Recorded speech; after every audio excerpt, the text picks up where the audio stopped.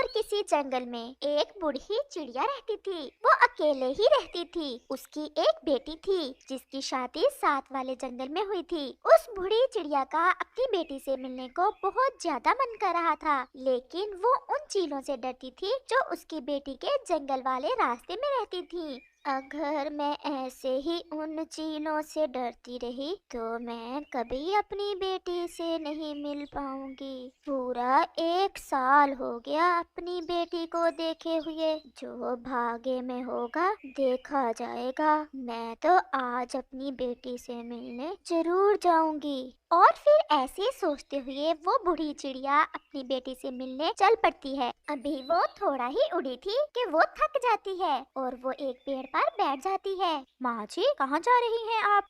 बेटा, मेरी बेटी रहती है पहाड़ों वाले जंगल में। मैं उससे मिलने जा रही हूँ। लेकिन माँ जी, ध्यान से जाना, रास्ते में जो खतरनाक चीलें रहती हैं उनका तो पता ही होगा आपको। मुझे पता तो है बेटा, लेकिन मेरा मन बहुत उदास था अपनी बेटी से, बस इसलिए जल्दी अब मुझे चलना होगा। अब मैंने थोड़ा आराम कर लिया है। और फिर वो बूढ़ी चिड़िया फिर से उठ जाती है और फिर वो खतरनाक पहाड़ आ जाते हैं। यहाँ से गुजरने से सब पक्षी डरते थे। वो बूढ़ी चिड़िया तो थी भी बहुत कमजोर, इसलिए वो ज्यादा तेज नहीं उड़ सकती थी। वो आहिस्ता आहिस्ता उड़ रही थी कि अचानक से उसके सामने एक बड़ी चील आ जाती है। बूढ़ी अम्मा जी, कहाँ जा रही हो इस उम्र में? आओ थोड़ा आराम कर लो। लेकिन बूढ़ी चिड़िया तो सब समझती थी कि ये चील उसे क्यों रोक रही है, और वो उसकी बात सुनी अनसुनी करके उड़ती रहती है। प्यार से नहीं मानेगी ये बूढ़ी चिड़िया, अब मुझे अपनी ताकत दिखाना होगी इसे। और वो चील उस बूढ़ी चिड़िया के पीछे उड़ती है और उसे जोर का धक्का देकर नीचे गिरा देती है। तुमने मुझे धक्का क्यों दिया और मुझे क्यों नीचे गिरा दिया? मेरी बेटी मेरा इंतजार कर रही है और मेरा एक नवासा भी है।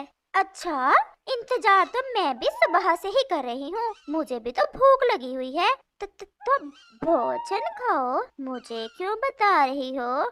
तुम ही तो मेरा भोजन हो और मैं अब तुम्हें ही खाने वाली हूँ।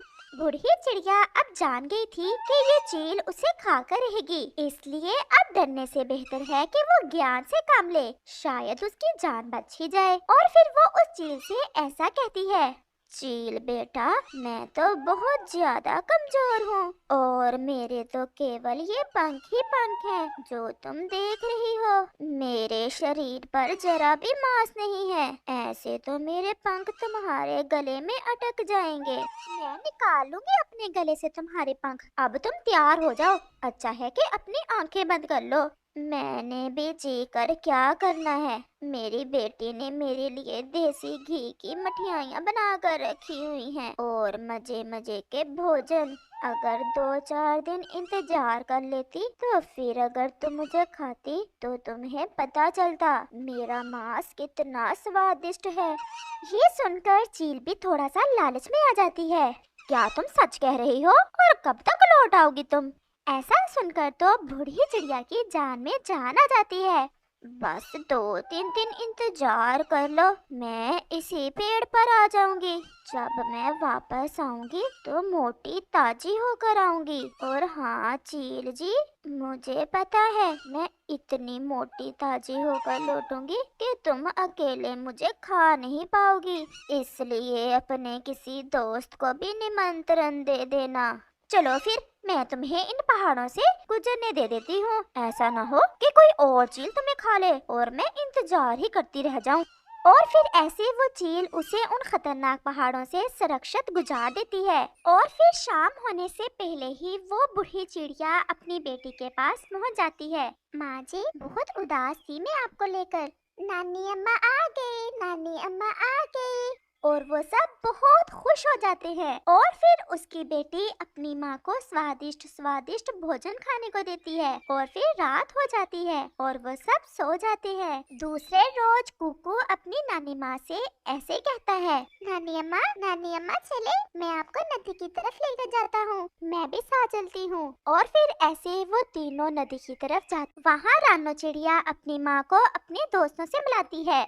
माँ जी, ये कबूतर है। ये मेरा बहुत अच्छा दोस्त है। हमारे घर भी पास पास ही है। जीते रहो कबूतर बेटा। और माँ जी, ये कालू कौवा और ये उसकी पत्नी गोरी कौवी है।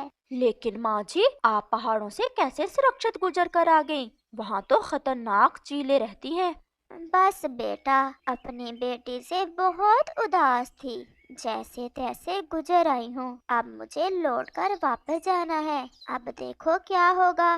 और फिर शाम हो जाती है और वो सब अपने अपने घरों को वापस चले जाते हैं।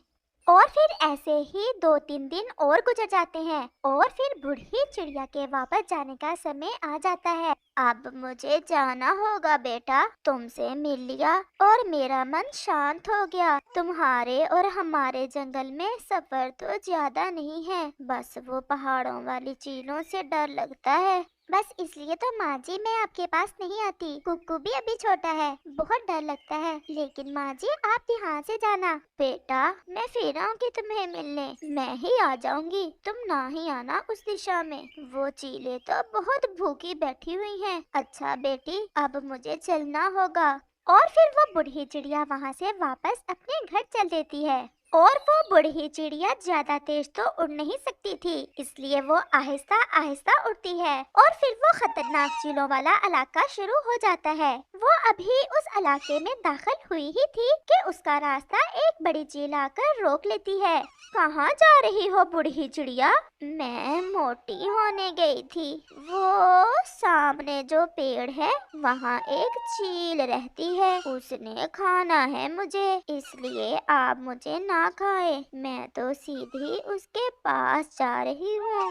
वो बूढ़ी चिड़िया उस चील को ये बता ही रही थी कि वहाँ वो चील भी आ जाती है। मैं तो अपने वादे के मुताबिक खुद ही आ रही थी तुम्हारे पास, लेकिन मुझे इस बड़ी चील ने रोक लिया और ये मुझे खाने ही वाली थी, लेकिन मैंने इसे तुम्हारा बताया।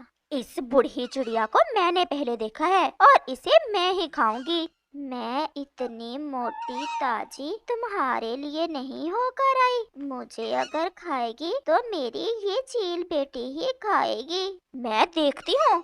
और फिर ऐसा कहते हुए वो बड़ी चील दूसरी चील पर हमला कर देती है और वो आपस में लड़ना शुरू कर देती है। और बूढ़ी चिड़िया की नजर नीचे पड़े एक कद्दू पर पड़ती है और वो जल्दी से उस कद्दू में छुप जाती है। काफी ज्यादा लड़ने के बाद वो दोनों चीलें थक हार कर जब लड़ाई रोकती हैं, तो उस बूढ़ी चिड़िया को ना पाकर उसे इधर उधर देखती हैं। लेकिन वो बूढ़ी चिड़िया तो पास में ही उस कद्दू में छुपी हुई थी। अब खा लो तुम उस बूढ़ी चिड़िया को, वो हम दोनों को उल्लू बनाकर भाग गई है। और फिर वो चीलें वहाँ से चली जाती हैं। बूढ़ी चिड़िया कद्दू में एक सुराख में से बाहर देखती है और आहिस्ता आहिस्ता ऐसे ही चलकर वो खतरनाक इलाका पार कर लेती है। और फिर ऐसे अपने ज्ञान और सूझबूझ से वो बूढ़ी चिड़िया सुरक्षित अपने घर पहुँच जाती है।